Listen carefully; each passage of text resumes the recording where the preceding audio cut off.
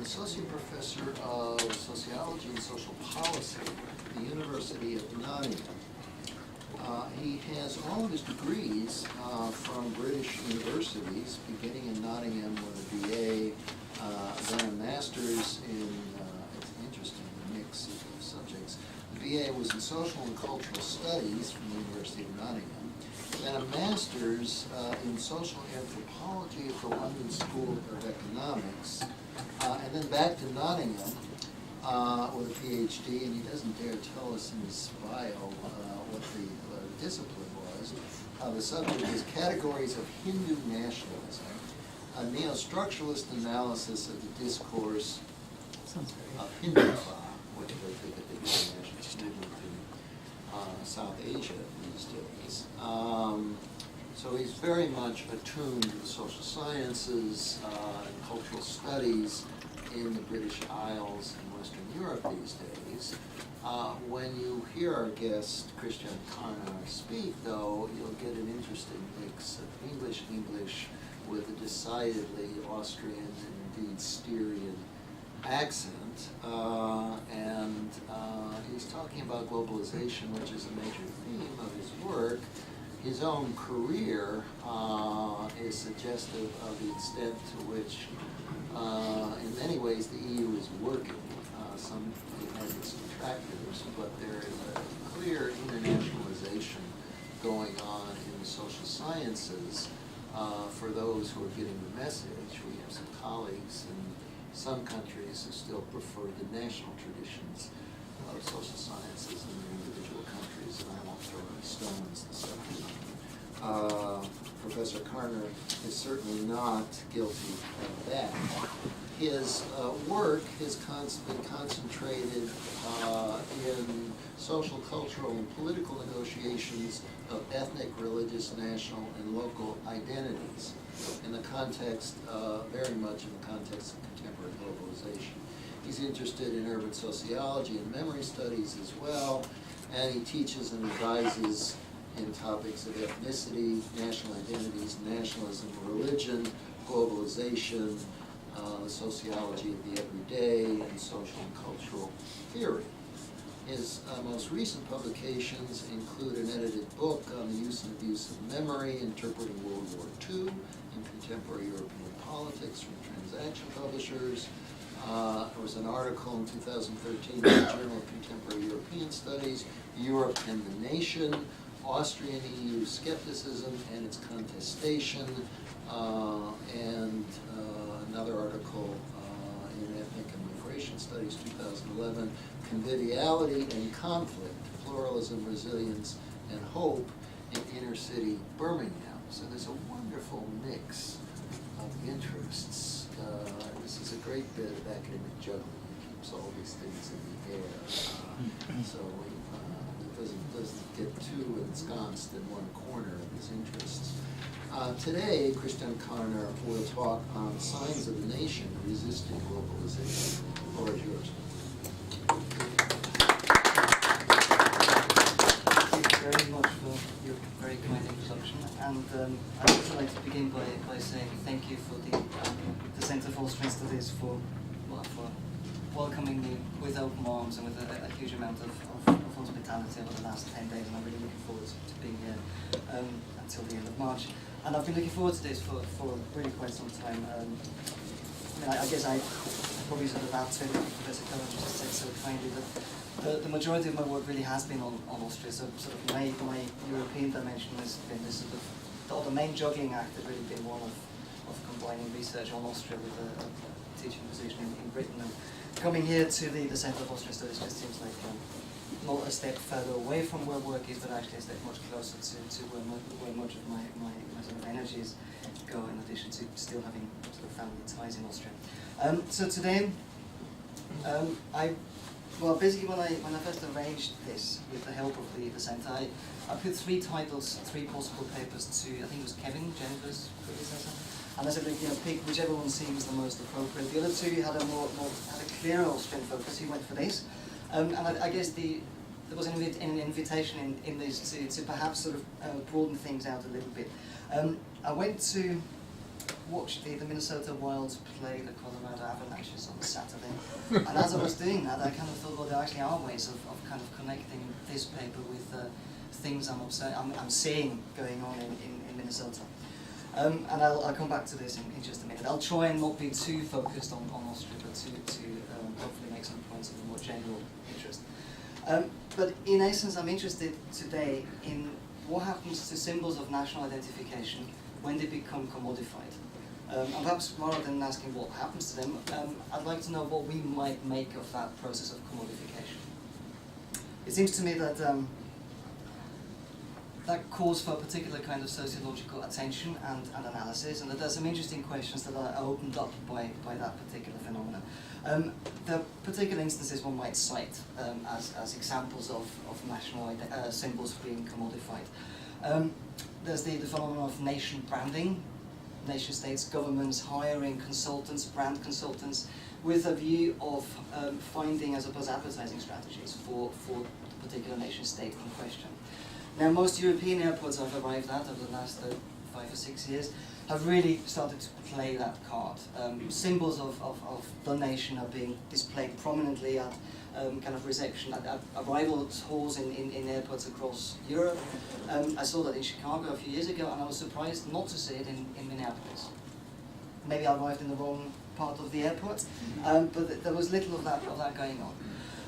And I suppose my surprise for this is the fact that the first national symbol, the first national flag I ever recall seeing commodified was the American flag. T-shirts with the American flag on them. That was at a point in time when I think it would have been pretty unusual, or perhaps even unthinkable, to see the same thing in Europe. It certainly wouldn't have happened in Austria. I'm sort of thinking back to the 1980s at the time. Yes, the flag has been displayed prominently, it's being displayed prominently in numerous places and in numerous contexts, but for it to become part of a commodity, to me implies a kind of qualitative shift, and it's that shift I'm interested in today. Those of you in touch with, interested in Austria will know about the recent campaign by the Minister for Foreign Affairs, Sebastian Kurz, to kind of capture sources of national pride via social media on Facebook.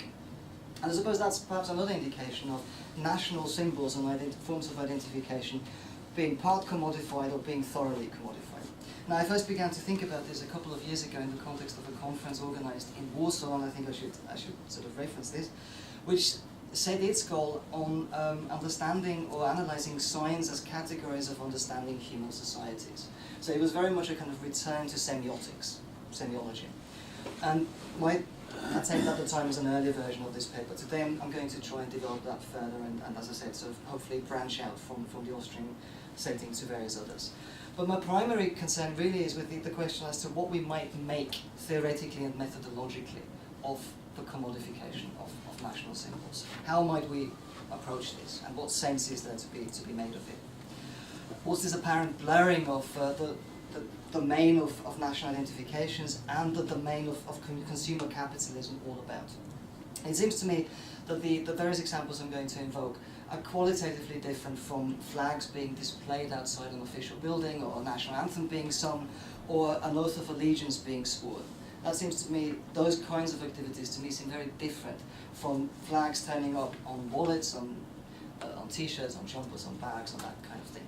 Now, why I thought of the Minnesota Wilds, wild, not wild, right? Not wild. And this, I guess I'd seen it a couple of times before, was the singing of a national anthem in the context of North American sports. That to me seems to me very different actually from what I'm talking about today. That seems to be a truly Durkheimian moment to the non-American observer.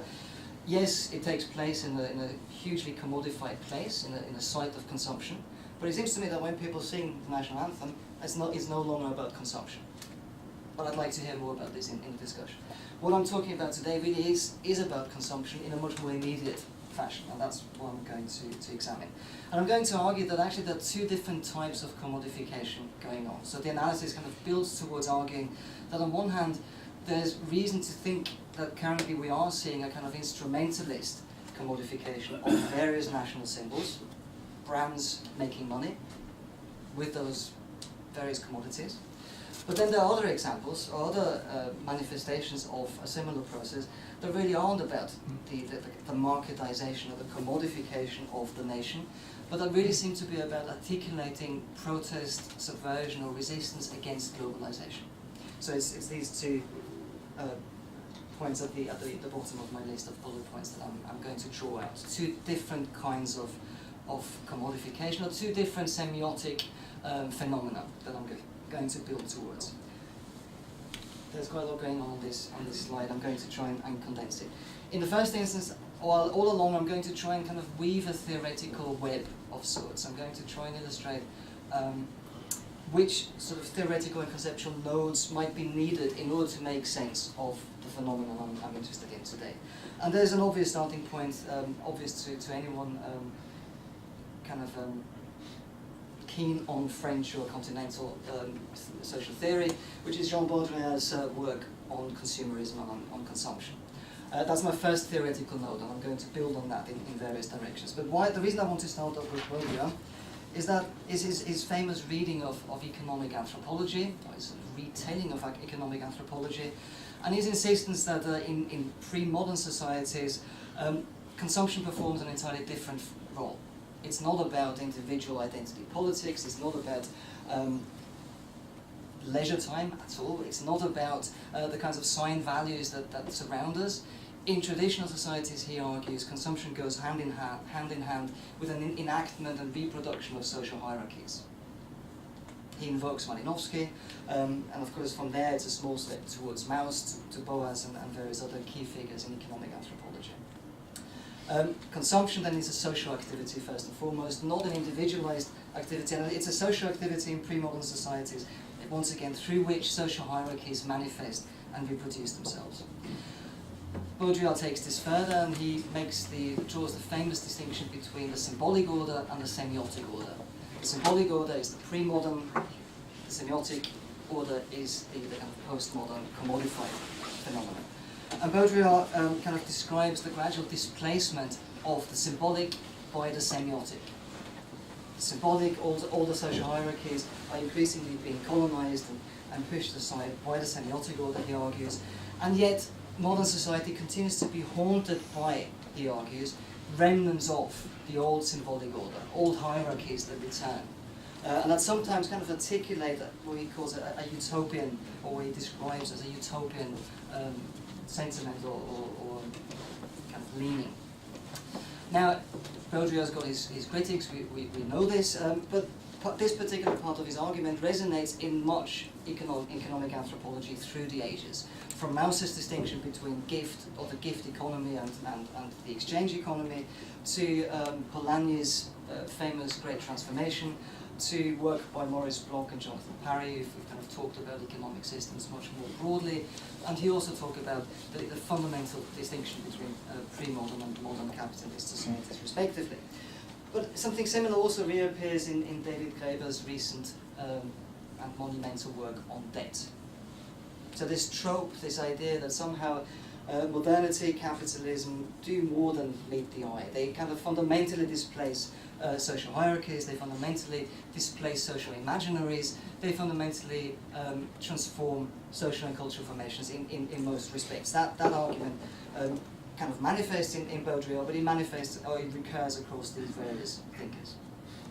I'm not going to I'm hoping that this is not just sort of theoretical showboating, but there is a point to all of this. It's the argument about the symbolic and the semiotic that I want to return to in due course. This idea that somehow contemporary societies, hyper-commodified societies, might be haunted by elements of a pre-modern symbolic order. It's that particular argument that I will return to. Second theoretical node. Pierre Bourdieu, I've used this in various work on ethnicity and nationalism. I think this is the part of Pierre Bourdieu's argument that is to my mind, the most suggestive and the most underused part of his work.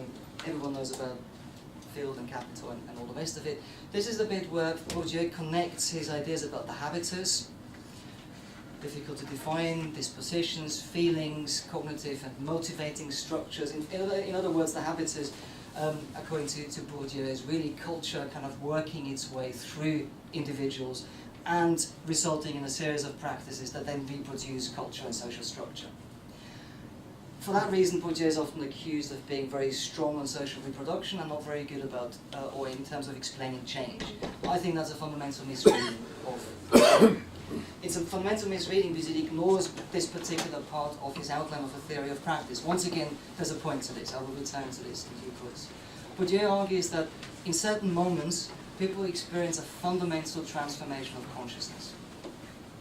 There are moments when the habitus, or at this point he calls it doxa, the universe of the undiscussed, is turned into a realm of discursive reflection and debate. The habitus tends to be unconscious, it's kind of things we think and do and feel by virtue of our membership in a cultural community. But there are moments in time, Bourdieu argues, when we begin to reflect on the habitus and on doxa. And those moments are moments of crisis. Crisis transform consciousness. Crisis give rise to politics and change our relationship with our cultural communities, with our place in the world. Once again, I will return to this. And I'd like to now introduce my third theoretical node, Arjen Paderoy, and his argument about globalization. This is my sort of first guiding question, if you like. With the query whether, if we put these three theoretical nodes together, whether we've got a kind of starting proposition for my later discussion of various national symbols and their modification. Now, Paderoy argues that globalization, as we now experience and define it, consists of a series of global flows. Certain things flow, get disseminated in transnational space. People, technologies, media images, finance, money, and what's the last one? And ideology, ideas. Now, there's nothing really new about this, and historians here will certainly want to point out that actually these things have been circulating in transnational spaces much longer than lots of people interested in globalization care to admit. But I suppose what's distinctive, according to Paderoy, is the extent, the scale of these transnational flows, and the fact that they result in what he calls a process of cannibalization, mutual cannibalization, involving the source, what he calls them, the forces of sameness and difference. Globalization doesn't turn us all into kind of cultural replica of one another. This is an argument against the McDonaldization thesis, for instance. But globalization results in a series of struggles and contests between homogeneity and forces of homogeneity and heterogeneity. Now, I'd like to query whether we might begin to think about my question today in terms of Paderoy's description of globalization, and whether that constitutes the kind of crisis that Bourdieu points us towards. Might it be that globalization constitutes a moment of crisis in response to which people begin to interrogate their habitus, their doxa, who they are, what their cultural traditions are all about, or in my case today, what their national symbols connote, what they mean. This is what I'd like to start theoretically. Now let me try and add a little bit of empirical flesh to this and make things a little more accessible, hopefully. I'd like to introduce my first snapshot, and this one is Austrian, I'm afraid. Some of you will have seen this. This is clearly a version of the national flag, but a clearly sort of altered, modified, and commodified version of the national flag. Sold by one of the larger breweries in Austria, Stiegl Beer. It's also worth pointing out that actually Stiegl isn't alone now. Gösser, another brewery, is doing something very similar.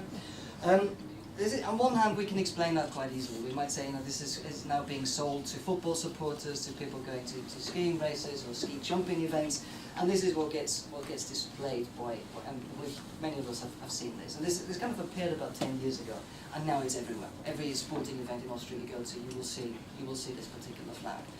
Now, what is this all about? This is kind of, in a very simple terms, the question I want to ask. Is it just another example, Tim Edenso has written about this, of sport being significant to the kind of ritual reproduction of national identifications? On one level, we might say that's all there is to be said about this. I'd like to argue that there's much more one ought to draw out of examples like this. This is only one of many commodities of this kind of type, of this kind that Stiegl sells, from jackets to wallets to sort of retro football shirts being sold to enthusiasts for Austria's I was going to say historically performing football team, but they're actually not doing too badly at the moment. What is it about? What does it mean when a flag, a national flag, Professor Cohen kindly looked for the real thing early on, begins to bear a brand logo and sort of seems to perform a dual function. This is both advertising, and yet it still does what a national flag does as well, or maybe it doesn't. Where do we go from here? Now we might say this is completely decontextualized. It is. I will come back to contextualization in due course. We might say this is banal. Well, it is, but not a lot of nationalism is banal, and I will say more about banal nationalism very shortly. But it's certainly not isolated. Let's bring in a few more examples. The Union Jack is currently everywhere, certainly in Europe, including Austria. In fact, every European country I've been to over the last few years, you can't go anywhere without seeing this thing. As an Austrian and a self-defining European, spending a lot of my time in Britain, I find it quite difficult to take, if I'm quite honest. But what is this all about? Again, there's a lot of work on how different examples of material culture condense national identity. Various industries are associated with various national contexts. In the UK, we might think about some of the old industries in the north. People have argued that various cars and other commodities, so red phone boxes and red double-decker buses, are symbols of national identification. This is different. The Union Jack here, in its commodified form, has found its way onto every conceivable commodity. It's no longer tied to any particular brand, to any one particular symbol. It is easily displaceable, and it's currently being projected onto countless commodities across Europe. And why do other Europeans do this? What do they buy into when they consume a commodity of this kind? So these are my two snapshots. I'm going to my first two snapshots. I'm going to introduce a couple more that I will come back to in due course. But let's introduce a little more by way of theory, and I will kind of try and tie them all together. On one hand, at this point, we might say, well, all we need to really have here at this stage is a conversation about commodities. What are commodities, and then we'll know more. Once again, returning to Arjen Apadarai, some of his other work, he gets us out of the habit of thinking about commodities as things we just buy and sell. He insists on sort of de-reifying commodities. He insists on a more complicated definition. A commodity, he says, is more than just something that gets sold. It's more than something that gets sold because in actual fact, and this is a kind of Socratic move if you like, it's not the commodity that matters, it's the commodity situation, according to Apadarai. And the commodity situation can befall just about any object. Things can move into commodity situations and back out of commodity situations. Various things get commodified at a certain stage in their biography, and that might stop at a later point in time. Igor Kopytov elaborates on this, and he very much talks about the cognitive and material making of commodities. They don't just sort of land ready-made, and they think the commodities needn't necessarily stay commodities for the duration of their social biography. They become commodities at particular points in their biographical cycles. And then there's a counterforce, according to Kopytov, and he associates that with culture. Things are turned into commodities. Culture insists that not everything is commodified. Kopytov suggests that a lot of the symbolic inventory of society, public lands, state art collections, the paraphernalia of political power, are examples of culture insisting that not everything ought to be commodified. That certain symbols, certain items, certain places ought to be above and beyond the market. That's the kind of cultural counter-drive to marketization. Now, going back to these things, might it be that the Austrian flag and the Union Jack just happen to have entered into the commodity situation at some point over the last 10 years? Is that as far as an analysis needs to stretch? Going to suggest next that we need to go a little further. And one way of doing this is to, and I've done this in an article. Incidentally, I'm not going to overload this with sort of Austrian materials for reasons already mentioned, but I can't help but refer to various articles I've published. If there's interest, if anybody wants to see more of that empirical material, I'm obviously very happy to share the articles, or if the centre wants copy of those, then obviously they're all with me and I can make them available. But at one point I've tried to argue that Frederick Jameson's argument, about the postmodern marketization of the unconscious and of nature, famous argument, has been playing out in Austria for the best part of a decade. There have been long-standing debates about the commodification of water, for example. Should water be privatized? Long-standing debates about higher education, tuition fees. A lot of those kind of yield themselves to the kind of reading I'm beginning to sketch. Should water be allowed to enter into its commodity phase or not? Is higher education and social welfare to be privatized and marketized, or national culture protect those items, those phenomena from their colonization by the market? We might stop here, and we can't, I'm going to suggest next. And we can't because things like these Union Jacks and the Stiegel flag or the Gesse flag can of course be read in many different ways. We know that because we know how polysemic most symbols are, how audiences decode and read symbols very, very differently. How there's usually a process of negotiation between an encoded message and its appropriation by the audience. We know all of this. And we also know it in relation to national flags. One of the references here is to Molly Andrews' work, which very much is about the American flag. And what Molly Andrews' work shows, and this of course can be extrapolated onto the Austrian or the British or any other setting, is that the same flag can mean very, very different things to different people. She's shown this through some of her social history work in relation to how both advocates and opponents of the First Gulf War used and invoked the American flag. But they did this for very different reasons and in very different ways. The other reason why the analysis can't stop here is because so far I've not said anything at all about how reflexive, how conscious people's use of these things actually is. Does anybody actually bother thinking about the Union Jack or the Austrian flag on the Stiegel banner? Is this just part of the kind of the symbolic infrastructure that surrounds us, which sort of warrants little discussion because people don't take it seriously? One way of answering that question is through Michael Billig's famous, hugely influential work, and I would argue, I would certainly rate Michael Billig's work as the most significant intervention in the study of nationalism over the last 20 years.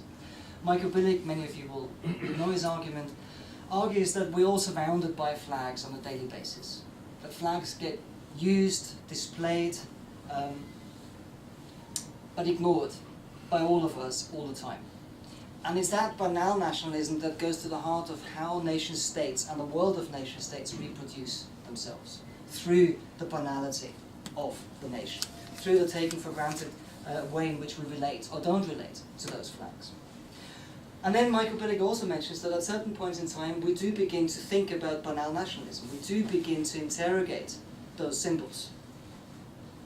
And there's an echo here, there's a resonance here between what Billig says and what Bourdieu says in terms of the habitus becoming conscious of itself.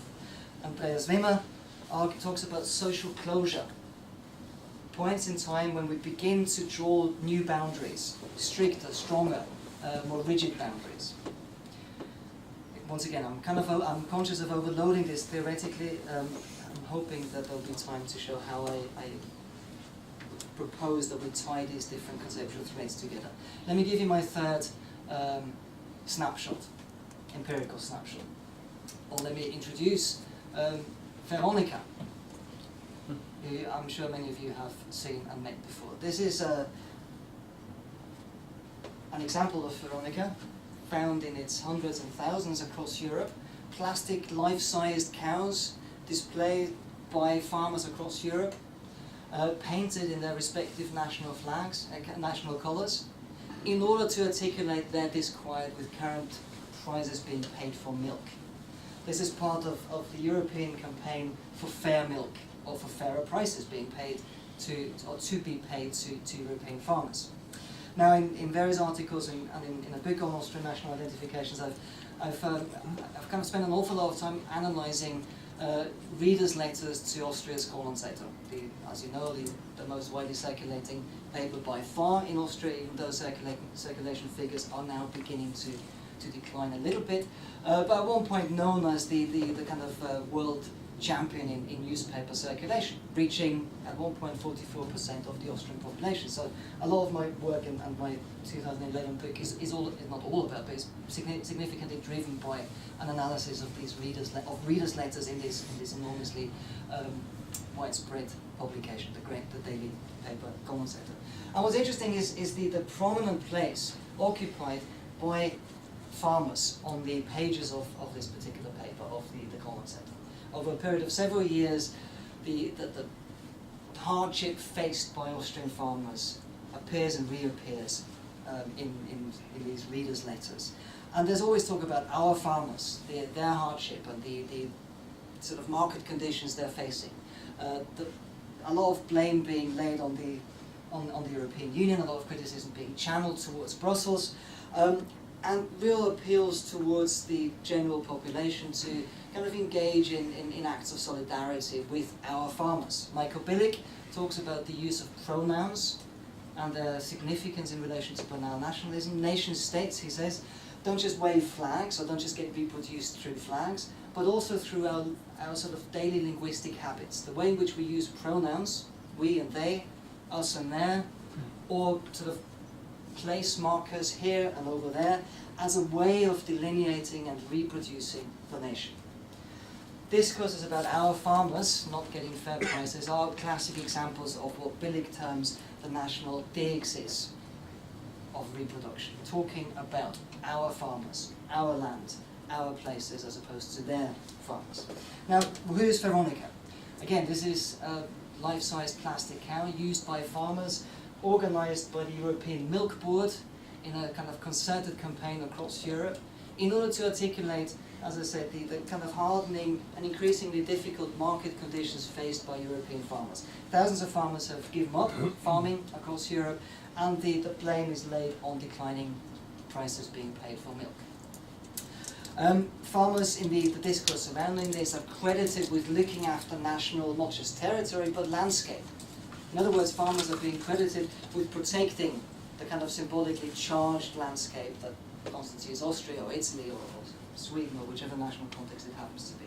This, of course, is the Italian version of Veronica.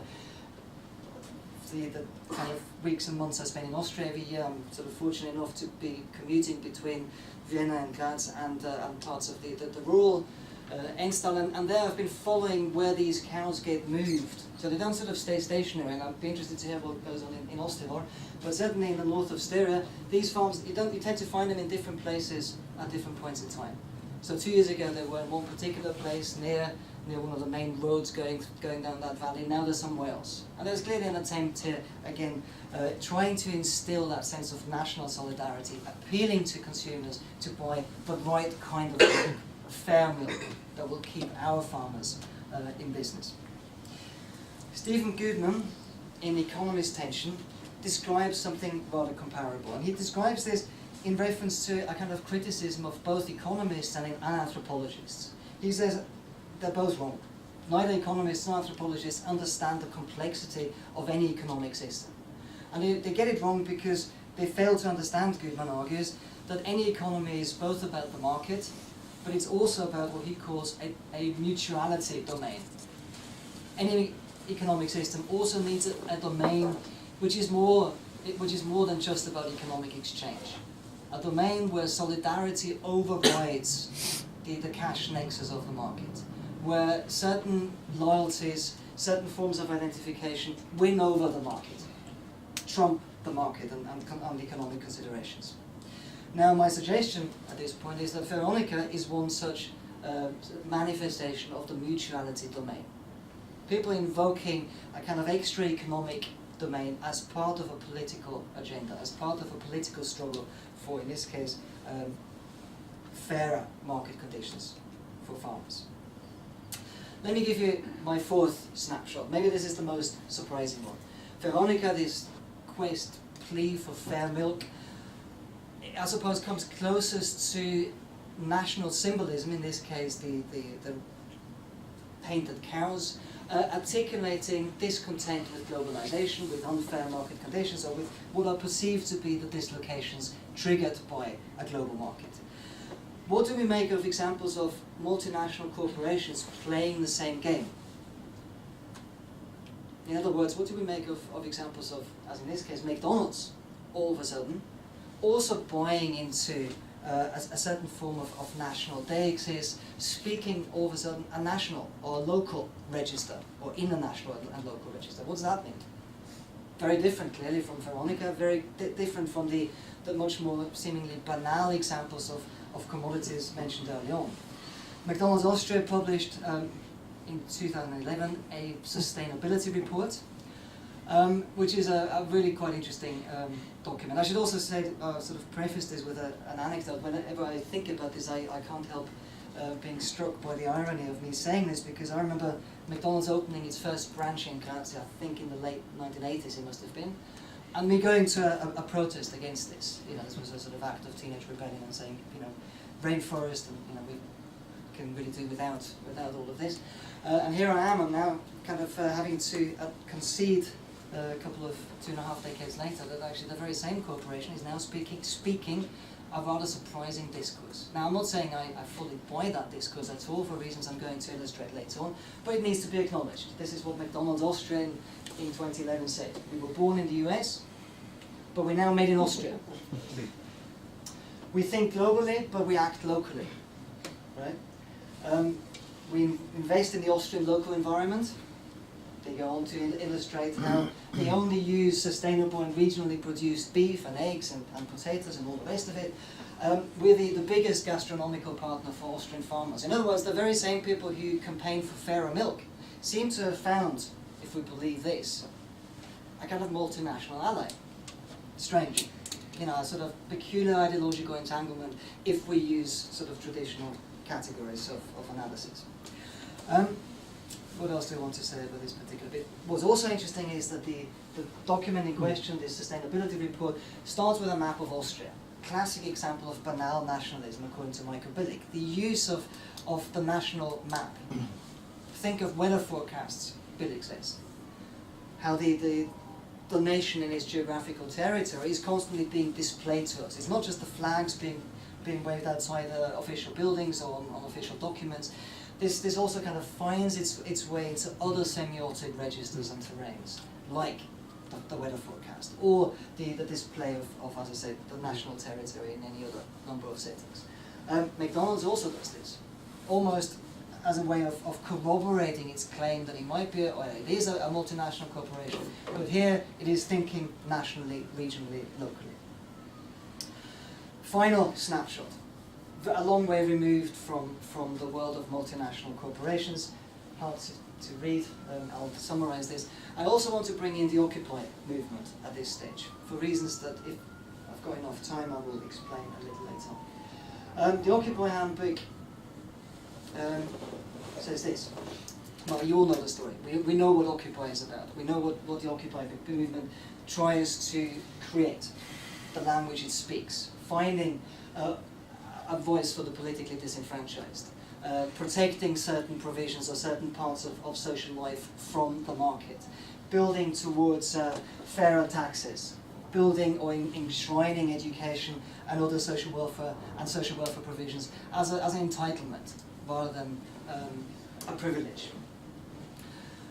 What's interesting, I think, in terms of the Occupy movement, is twofold in the present context. First of all, what we've got here is an invocation of a series of political functions and roles that continue to be associated with nation states. But the Occupy movement doesn't speak a national register, but it thinks, or it argues, in institutional categories that are hard to dislodge from the nation state. Now, we all know the history of the Occupy movement, going back to the 2008-2009 crisis. What strikes me in terms of someone interested and researching sort of Austrian politics is that everything in here, in this sort of outline or blueprint of the Occupy movement, has been at the forefront of Austrian politics for the best part of a decade. So, I'm kind of invoking some of my own work, I'm sorry for the sort of self-referential nature of this, but this is a kind of invitation for anyone to ask for more elaboration if you want to. It's possible to trace all of those concerns across Austrian political debate since the early 2000s. So the Occupy movement is perhaps less new than we might think. those debates predate the crisis of 2008. Those issues are hard to disentangle, I would argue, from the institutions and the discourses associated with nation states. Now, I finally want to, and I'm not sure how much longer I can actually talk, 5 minutes? Okay, this is going to have to be very, very quick. What do we make of my 5 snapshots, and what's missing from a hopefully more compelling analysis? What's missing is contextualization. And at this point I want to introduce my final or penultimate theoretical node, Roland Barthes, and his work on mythology. Cutting a long story very short, most of you will have seen this and probably used it. Roland Barthes famously argues that myth kind of is a second order system of science. Science, according to Saussurian semiology, as we all know, consists of a signifier and a signified. They constitute a sign. According to Barthes, that sign then becomes a new signifier on the level of mythology or ideology, down here. The most famous example of this is the image of a black soldier saluting the French flag, an example that I'm sure we all know. On the second layer, on the mythological layer, Barthes argues certain ideological messages get transmitted, and he says in the case of this particular image, these are all the old narratives of the French Republic, assimilationism, the particularities of the French relationship to its own history of colonialism and imperialism, and so on. Key to all of this, we only know this through careful contextualization. That's how Barthes' analysis works. This is his theoretical sort of edifice, but it only works through the introduction of contextual information. Now, let's go back then to my snapshots. What, by way of context, do we need to know in order to be able to read this, as I'd like to, an example of mythology?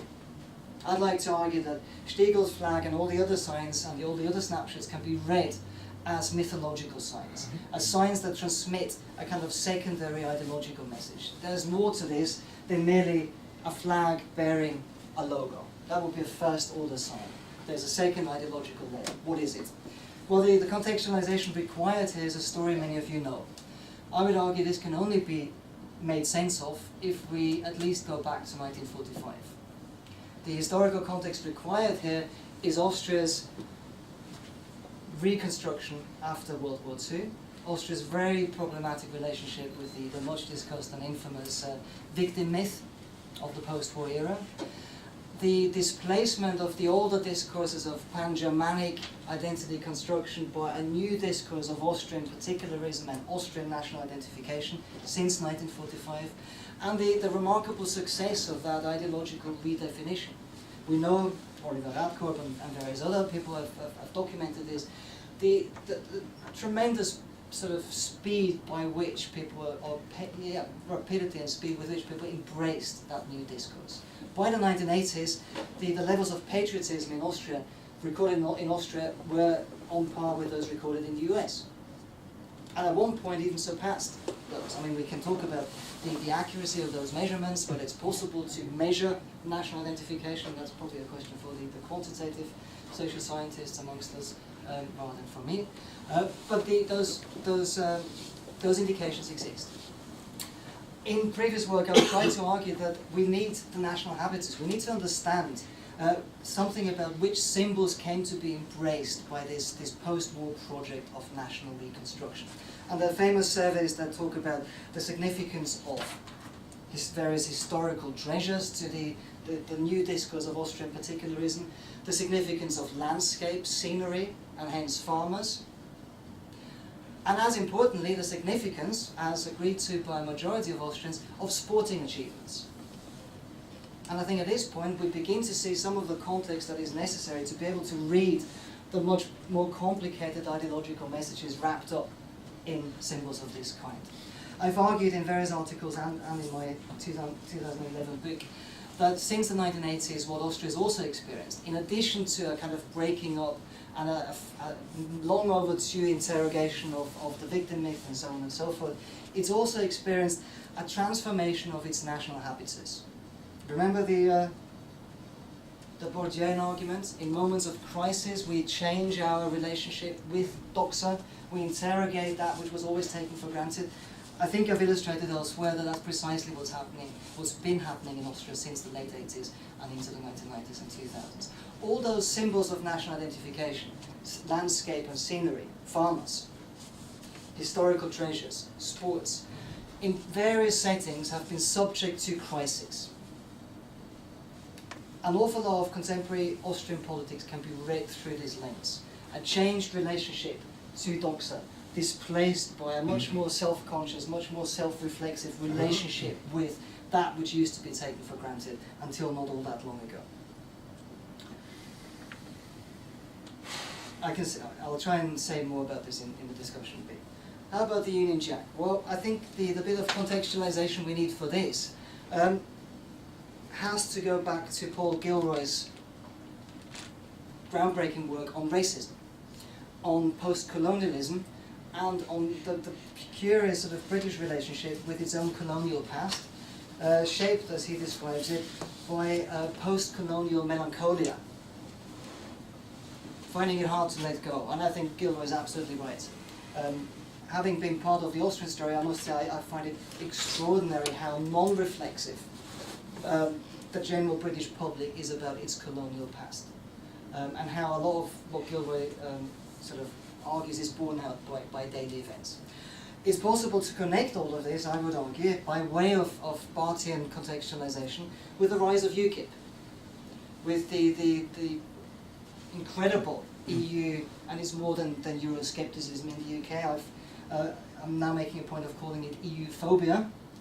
It's possible to connect that directly with Gilroy's argument about post-colonial melancholia, an unexamined, uninterrogated relationship with the recent, not so recent British past, giving rise to a kind of valorization of the national flag, and a celebration which I would argue is manifested in a sudden explosion of these commodified signs that are not really of the banal nationalist kind that Billig analysed in the mid-1990s, but are really much more about social closure. They transmit something else. They're more reflexive, they're more deliberate, I would say, given the current context in the UK. I gave you Veronica. What do we make of that? This is, I would argue, of a very different kind. We need to pay much closer attention here to what the European Milk Board, for example, is saying as part of the contextual field to these plastic cows. They're not banal items at all, they're not commodified cows, these are vehicles of political criticism, of political opposition. The European Milk Board calls for outright economic protectionism. It calls for fairer prices. It points out that tens of thousands of European farmers have gone out of business because prices are dropping, yet production costs are rising. This can't go on. There's a sort of strong opposition to EU trade negotiations with the US to kind of bring this side of the Atlantic into the debates. This, in other words, is I would argue, the clearest sign of the second example, or the second phenomenon I promised to talk about. The use of national symbolism as a way of formulating criticism of globalization in its local manifestations. I'm rushing a lot of this because I'm conscious of time, and I'm cutting forward. As I said, maybe I can sort of smuggle a few more things into answering questions. How about Austria, McDonald's Austria? What do we need to know by way of contextualization? How do we explain that sustainability report? Well, as far as I can tell, McDonald's across Europe is now promising to only sell national products. British beef, British potatoes, French beef. In Austria they started much earlier than anywhere else in Europe. Why is that? A bit of context I need to share with you at this point is this. Austria's, the popularity of organic, locally produced farm in Austria outstrips that in any other European country. In 1997, a petition was signed by 1.2 million Austrians against genetically modified food. 1.2 million in a country of a little over 8 million is formidable. In 2008, Austria had the largest proportion of organic farmers in terms of the proportion of agricultural land being used for organic farming. At the time, amounting to 13.5% of its total agricultural land. Across the EU, it was 3.4%. Clearly, where is it? The McDonald's discourse makes business sense, right? You would engage in that kind of discourse if your potential or real consumers are to a significant extent invested in local organic produce. I'm going to, I think, leave the Occupy thing because that needs a longer discussion than I can give it. If there was more time, I think I would have wanted to return to Baudrillard and the particular criticism of Baudrillard. I would have introduced at this point Michel de Certeau, French cultural theorist, and his argument about power and resistance. Do I have a minute, or should we? 1 minute? Power works through the control of space, according to Certeau. One might summarize his theory through a series of relations. Power is to resistance, or stands to resistance in the same relationship as strategies, the ability to control space, stands in relation to tactics, which is the mere ability to manipulate time. And he says, well, think of factory workers. The only power to resist at their disposal is to kind of divert time from the job. That's as much power as a factory worker has. How does that relate to what I've just said? Well, it only does if we kind of factor in what we know about globalization. And I would argue that everything I've said in this paper can be kind of summarized in a reformulated version of these relations. If we think of, for example, Zygmunt Bauman's depiction of globalization, where he argues actually these days power is about being able to move. It's not about controlling space. It's about multinationals' ability to relocate. That's what defines contemporary power. Then we've got, it seems to me, an entirely new geometry of power and a new set of relationships in the 21st century. Power now seems to be about capital moving in time rather than being stuck in place. Now that's as much as I can do in a minute, but there's obviously more to be said. Apologies for trying to fit too much into this. I had longer in Warsaw when I first gave this paper, but as I said, maybe there'll be a chance to explain what on earth any of this actually means in the discussion. Thank you.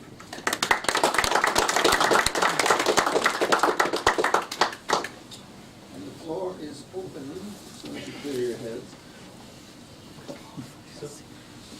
Should I introduce myself first? So I'm Matti Jutila, I'm the visiting professor of Finnish studies. Yeah. I want to start with thanks and apologies. So thank you for the excellent presentation and apologies for my early departure. Family logistics dictates that I need to be in other space in a few minutes. But regarding this commodification of national symbols, as a kind of a scholar of nationalism myself, I of course wear those nationalist scholars' lenses when I move around the city. And if I think about Minnesota, we actually see a very strong commodification of the state level symbols rather than American or national symbols. So if we, for example, take my two favorite commodities, beer and bikes.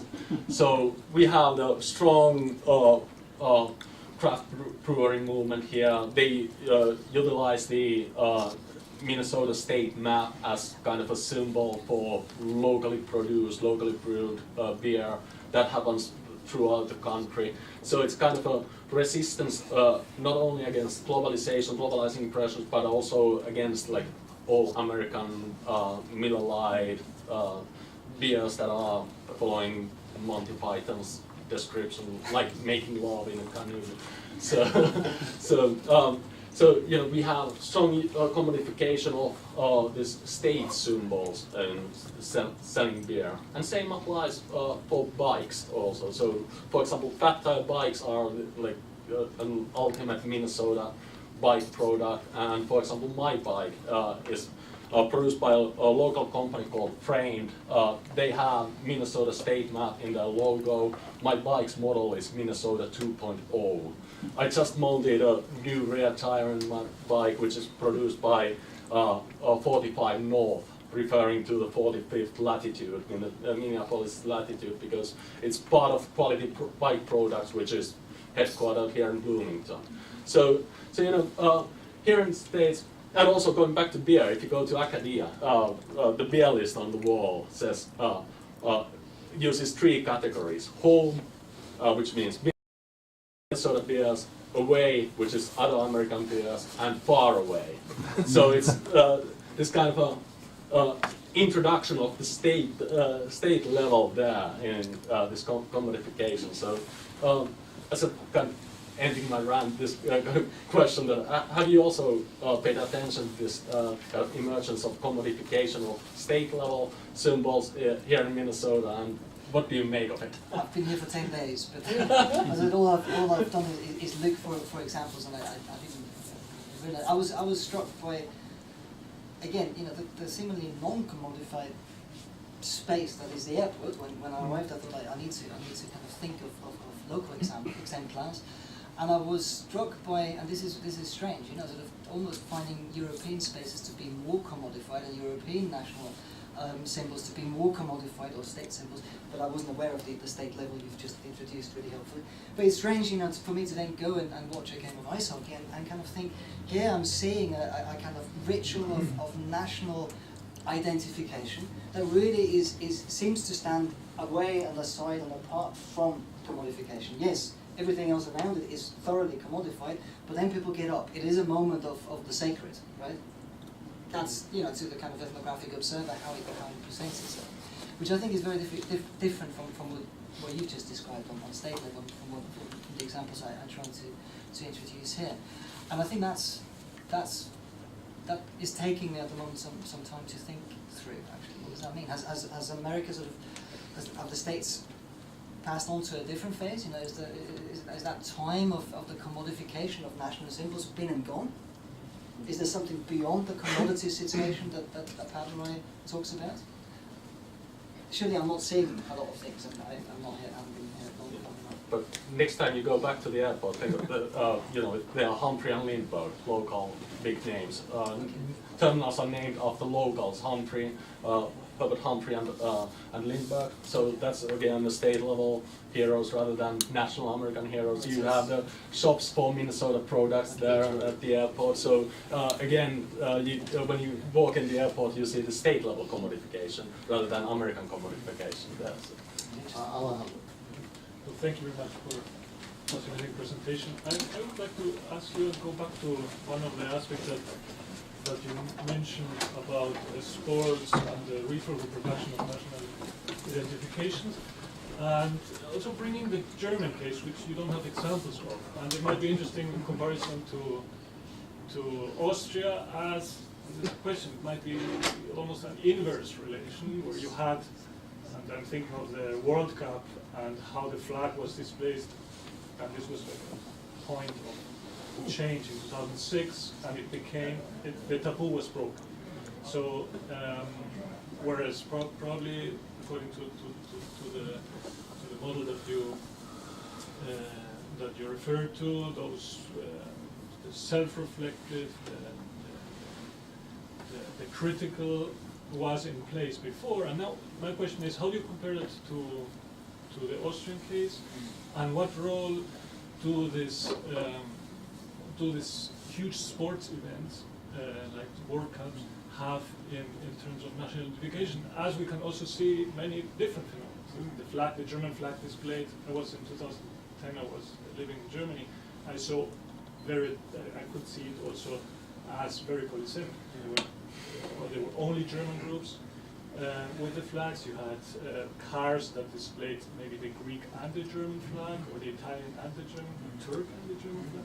So, yeah, I was wondering if you could say, what are your thoughts on that, and in comparison to Austria? I think that's extraordinarily interesting on a lot of levels. I think some of those discourses in 2006 I thought were really problematic. You know, that sense of, you know, finally Germany can celebrate itself again. You know, that was certainly part of the debate, and I'm sure as memory studies scholars we worry about this, right? And I think that wasn't coincidence. And I think 2006 was when the book on you know, various discourses of German victimhood appeared.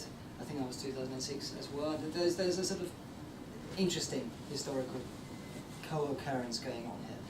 I think I would probably bring in Michael Billick here again.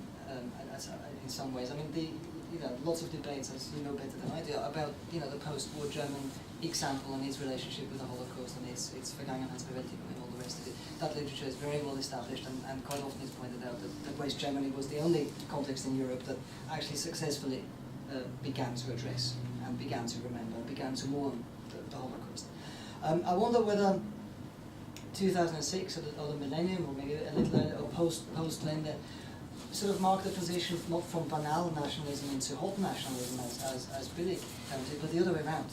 Whether that there was a kind of critical consciousness in the post-war, not in the post-war, but in the 1960s, 70s, and 80s in Germany, and whether that's become increasingly less self-reflexive, actually. Whether that transition into discourse can also work the other way. Whether at some point people can become quite amnesiac or forgetful again, and whether 2006 kind of marked that, an excuse to stop thinking and reflecting and interrogating critically. Of course, that only captures one end of the ideological spectrum. There's no doubt that that's a real injustice to all the really important ongoing work that continues to be done in Germany on the past and on remembering and having those added. I think it's a really, really interesting question. I mean, I think the comparison with Austria is interesting because 2008 there was the European Cup in football in Austria. There was very little discussion of that kind. There was an awful lot of talk about when Austria played Germany, a replay of 1978, and hopefully another moment of sporting glory, yet again kind of corroborating the significance of sporting events to national identification. But there wasn't that kind of discourse as there was in Germany. Now we can celebrate.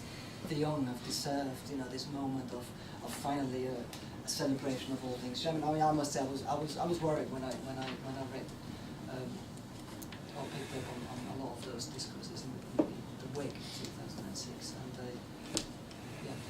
but I think there's a lot more to be said.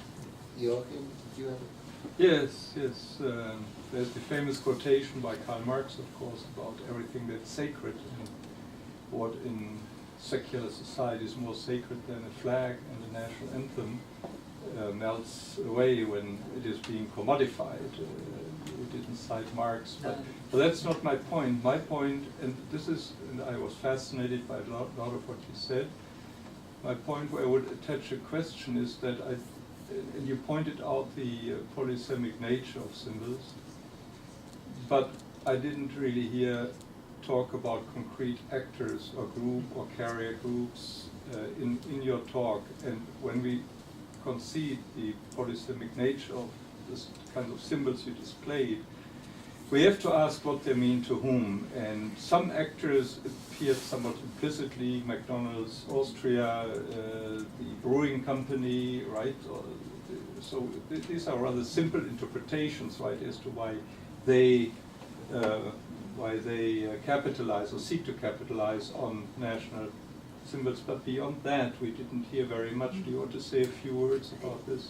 What I'm not offering here is, and you're absolutely right, is a kind of consumer ethnography. That's one way of going with this, and it's a methodological point. Do we then put these symbols to consumers that interact with them, that wave these flags, that go to McDonald's Austria and feel really good about themselves because they're supporting local farmers that kind of turn out on a rainy day with a life-sized plastic cow painted in red, white, red. That, of course, is methodologically one way to go.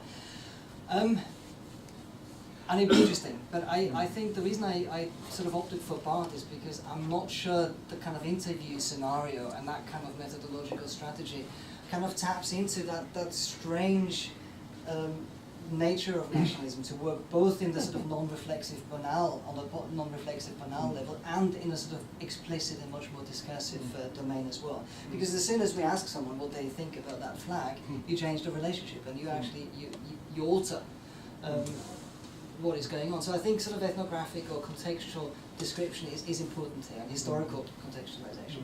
They're not necessarily either ors, I agree. And it's a real blind spot in this, and one way of developing this further would be precisely through that kind of ethnographic, audience ethnography or consumer ethnography. But I think prior to that we need that contextualization, and I think there is a history. And I think anyone waving any flag, inadvertently or otherwise, is tapping into that history of practices and of symbols. And I think I would define that as a preliminary, a precursor to the kind of more lived ethnography you're rightly calling for. Let me pick up on this question of methodology and just with an epistemology here. You cited a lot of theory, which was very, I think, enlightening and suggestive for interpretations of individual moments and examples. And there's lots of these. Mine you cited a few. I remember, I can't give you the specifics, whether it was a major German newspaper or it was a national German news magazine, when Joseph Cardinal Ratzinger was elected Pope, I recall, big headline. Wir sind der Papst. Okay, and it was at the Bild did it, yeah, okay, they're national journalistic organization. Okay, well, and then who knows how many days it took for people to wake up and remember he's still the Ratzinger that many of us hated. Okay, but there's that moment, there isn't the Papst, okay?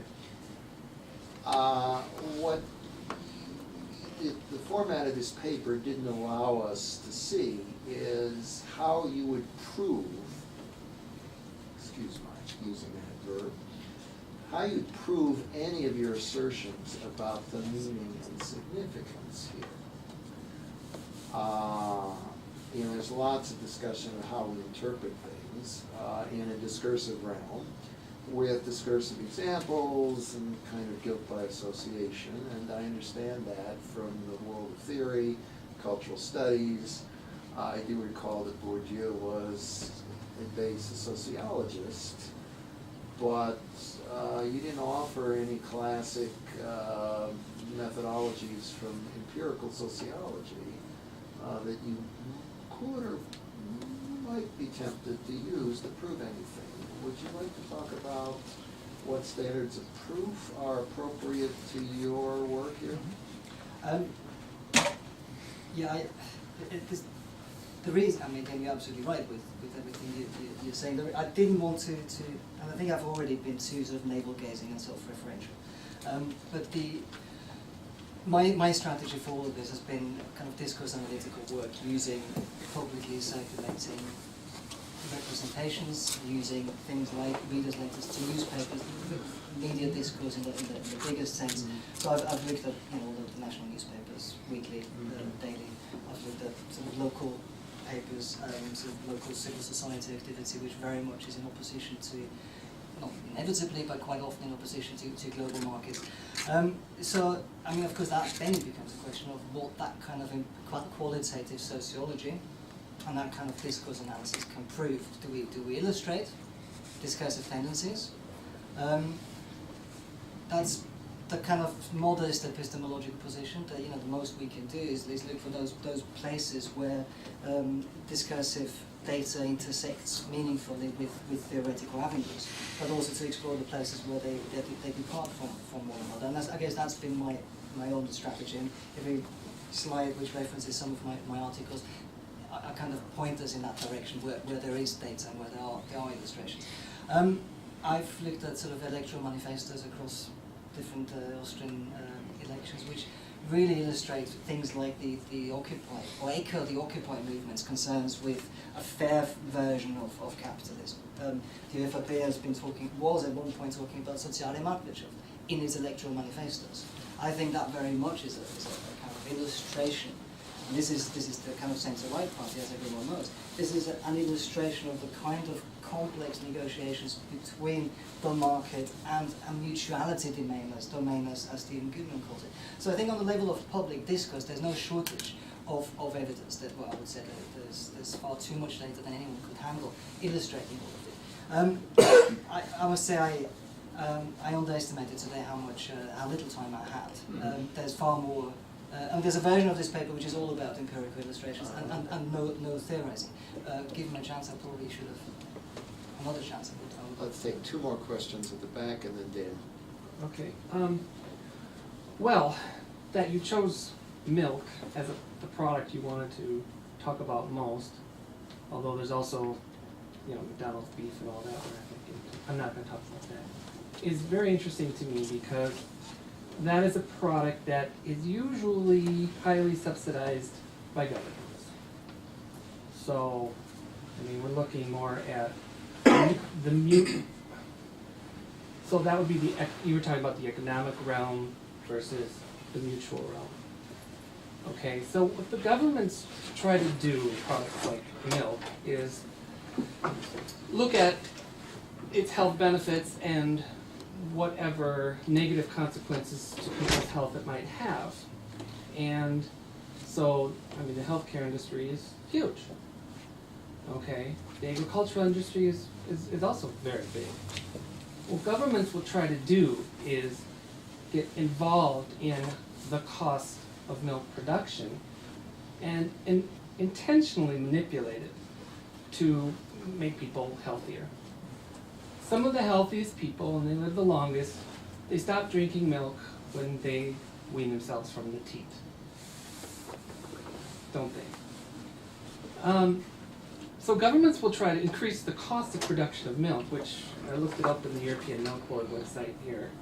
In Germany is 0.5 euros per pint, and it's 0.45 euros per pint in France. France is, notoriously more socialist than Germany, and has greater traditions than that. I'm not going to really make any conclusions here, but what I'm trying to say is I think the increased production, although some people want to try to nationalize and say, oh, the farmers are like, oh, it costs so much and it's not sustainable, blah, blah. Really what the government is saying is, we don't want to encourage any higher sales of milk because it leads to heart disease. Okay? Now, I'm taking this into a totally different realm than where you're coming from. But milk is, really close to people's sense of home and family and mother. And of course, it's very sacred. All right, let's look at another economic aspect here, and I'm not going to draw any conclusions or anything, I'm just putting it out there. I happen to notice that, it can be very economically feasible for a family in Bangladesh to have 2 cows. And just that would be sustainable for that family. But a great deal of milk being purchased there is also made in Europe as milk powder and exported to small countries, poorer countries. So anyway, what I'm seeing here, I'm not seeing a problem at all. And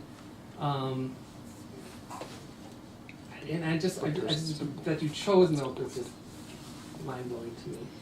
So yeah, you would try to nationalize I think farmers want to be local and folksy, and they would want to try to nationalize their product along the lines of the nation state concept.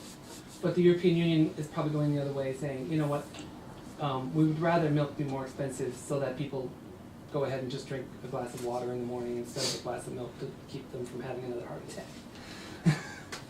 Well, I mean, maybe tying this to the previous question a little bit, just to give a bit more empirical illustration. I mean, what's interesting is that I don't think it's quite as simple as, here is the locality and the farmers, and there's the nation state, and the European Union is doing something entirely different. Most recently, even the Karner, notorious for its EU skepticism, has had to concede that recently the EU has done far more for Austrian farmers than the National Ministry of Agriculture managed to do in the aftermath of the imposition of in the aftermath of the embargoes on Russia. Because it was feared that would really adversely affect Austrian farmers. So who do they turn to? And even the Karner have to concede actually the EU is quicker of its mark in providing support for our farmers than the nation state. That was quite, so far not really remarked upon, but to me quite a sort of symbolic moment, an unexpected admission. But I think you're absolutely right. Milk has obvious symbolic connotations, and that's probably. It's unlikely that milk production is the only reason driving farmers out of business. So there's a sort of symbolic choice that people are making. A lot of farmers have got their foot in the table. One. Daniel, last question. was wondering, I was thinking through it about both ironic, the use of a flag both ironically and as a protest, thinking back to my own college days 40 years ago, and also certain uses of pop culture. The example I was going to give right here was from the country you're living in now. The Who were actually the first people to sew Union Jacks into their band costumes, which gave the British, or certain elements of the British, fits. They considered it highly insulting, and Peter Townsend himself referred to England as this potsy, shit-stained island. But by now, of course, the band had followers, and it became a huge commodity thing, and I'm sure many people wore it simply unironically, and perhaps even with a certain Anglophilia. So, to what extent can you figure out how why a flag is being commodified, or why a certain people are using it, or not how can you figure it out, but where does it fit into your work on flags and the public use of them? I think that's why I'd really stress the contextualizing factor. You know, I mean, in the 1970s, that was long before the whole cool Britannia thing, and I think that's what people are buying into partly. You know, it's acquired into many different connotations, and understanding that connotations, I think, I would argue, is what that Bartian approach to science, to semiology enables if done carefully, and certainly more carefully than I can in 45 minutes. But that's really interesting. It's a radical change in connotations. Huge change.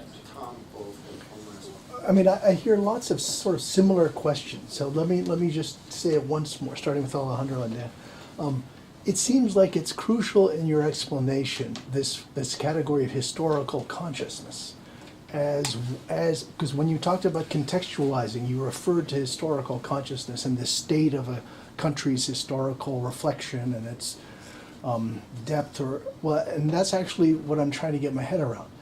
Is it possible that a country, well, and this I guess is linked to Alejandro's question, is it possible that a healthy historical consciousness will create a different, are you saying a different relationship to these sort of, this definition of, well, I mean, these objects, certainly these commodified objects, but a different relationship to a sense of belonging? So in other words, it's almost like there's a problem, that the historical consciousness marks a problem that has to be dealt with somehow, and dealt with on the problem of where do I belong, a crisis of sort of location. But then a healthy one, so I guess, you know, is that what you're saying, that there's a kind of healthy, sort of non-healthy, that's being worked out here? Well, I think, going back to Alejandro's question, I think there I certainly would say in terms of memory politics and Central Europe's relationship to the Holocaust and its Vergangenheitsbewältigung and the extent thereof, I think the categories of healthy, unhealthy are justified. I certainly endorse that. But more, you know, in relation to most other issues, I'd probably just say it's a question of how reflexive that relationship is. You know, sometimes it's taken for granted. And then in moments of crisis, of perceived crisis, that taken for granted, non-reflexive relationship with a symbol becomes something else. I think that's my assertion, that's my argument. My point about the Stegen poster is that actually, you know, the way in which people related to Austrian symbols of national identifications in the 1980s is very different from what happens now. Because up until the 1980s, it was a country of tremendous stability. Carl and I were talking about this yesterday. Yes, high levels of patriotic attachment, but you know, the whole discourse of Austria being an island of the blessed. These days you don't hear that. Or you do hear it, but always in a nostalgic mode, in a deeply nostalgic mode. So something profoundly important has changed, and that change, I would say, is a difference in the degree of consciousness and the reflexive or non-reflexive relationship people have with markers of national identification. So in that case, I wouldn't necessarily speak a language of in normative categories of healthy or unhealthy, but when it comes to memory politics and Europe's relationship to the Holocaust, I think, yeah, I would endorse that actually. I think not engaging in gregarious preventing is a profound symptom of ill health. Well, I hate to be Scrooge and call this to a conclusion. Christian Karner will be here another 5 or 6 weeks, is it? And he can be reached through the Center for Austrian Studies. He's using an office on the 3rd floor. And I hope if you have more questions, you'll look him up. Let me thank you very much.